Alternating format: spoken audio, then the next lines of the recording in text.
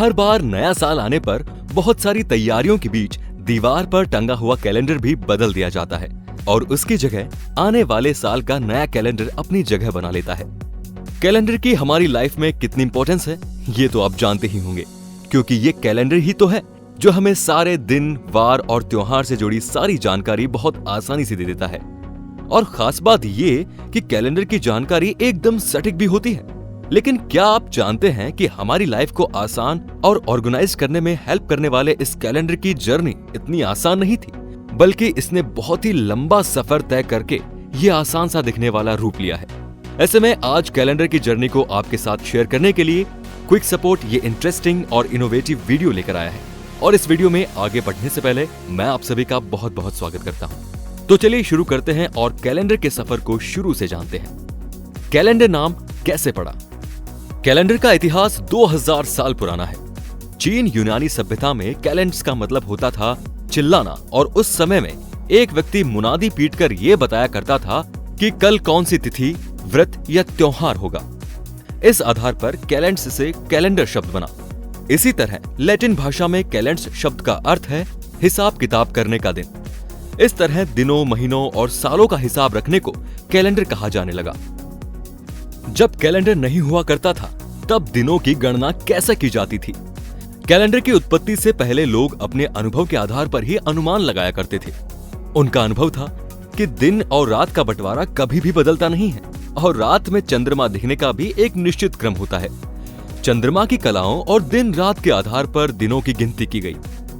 चंद्रमा का चक्र 29.5 दिन में पूरा होता है। इसे महीना कहा गया और सूर्य के चारों मौसम मिलाकर वर्ष कहा गया। इस तरह धीरे धीरे कैलेंडर या पंचांग का जन्म हुआ और उसके बाद हर देश ने अपनी जरूरत और सुविधा के हिसाब से कैलेंडर बनाने शुरू कर दिए। किसी देश में राजा के गद्दी पर बैठने की घटना को इंपॉर्टेंस देते हुए उसी दिन से गिनती शुरू की गई और विक्रम संवत जैसे कैलेंडर बने। तो रोम और यूनान जैसे देशों में राजा के नाम पर कैलेंडर के नाम रखे गए। अब जानते हैं आज पूरी दुनिया में किस कैलेंडर को सही माना जाता है। आज दुनिया भर में जिस कैलेंडर को मान्यता दी गई है और जिसे फॉलो किया जाता है वो ग्रेगोरियन कैलेंडर है। इसे पॉप ग्रेगोरी 13 ने लागू किया था। इस कैलेंडर का आधार जूलियन कैलेंडर था।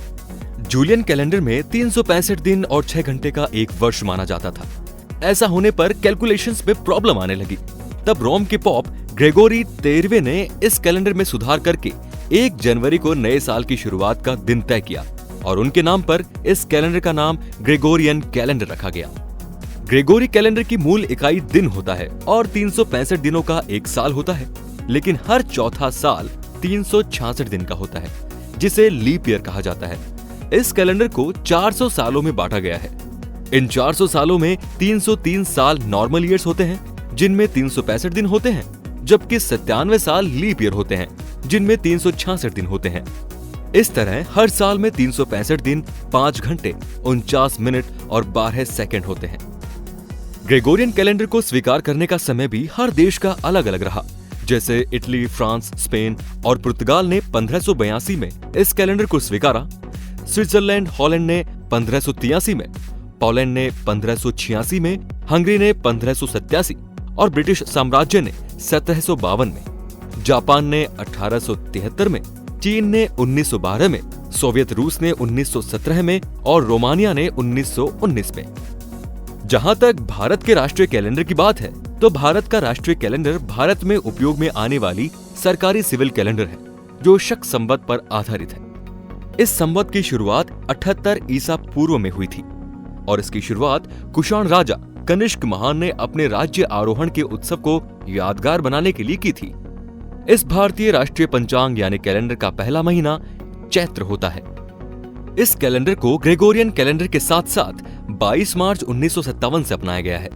इसका इस्तेमाल भारत के राजपत्र, आकाशवाणी से प्रसारित होने वाले समाचार और भारत सरकार के द्वारा जारी किए जाने वाले संचार विज्ञप्तियों में ग्रेगोरियन कैलेंडर के साथ किया जाता है। भारत में शक संवत के अलावा विक्रम संवत भी प्रचलित है। विक्रम संवत की शुरुआत राजा विक्रमादित्य ने 57 ईसा पूर्व में की थी और इस संवत में समय की गणना सूर्य और चांद के आधार पर की गई है। दोस्तों, इस वीडियो में आपने जाना कि कैलेंडर की शुरुआत कैसे हुई, इसका नाम कैलेंडर कैसे पड़ा और सबसे ज्यादा फेमस कैलेंडर कौन सा है। इसके अलावा आपने ये भी जाना कि भारत में कौन से कैलेंडर प्रचलित हैं।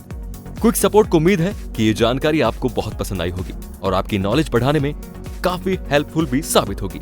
आगे भी ऐसे ही इनोवेटिव और इंटरेस्टिंग जानकारी लेने के लिए हमारे चैनल क्विक सपोर्ट को सब्सक्राइब करके बेल आइकन को दबा दीजिए, ताकि हर नई और इनोवेटिव जानकारी सबसे पहले आप तक पहुंचे। और हमारा ये वीडियो आपको कैसा लगा हो? अगर आपको ये वीडियो पसंद आया हो तो प्लीज इसे लाइक करें और ज्यादा से ज्यादा शेयर करें। तो फिलहाल दीजिए इजाजत, एक नई वीडियो के साथ में आपसे फिर मुलाकात होगी। तब तक के लिए टेक केयर, धन्यवाद।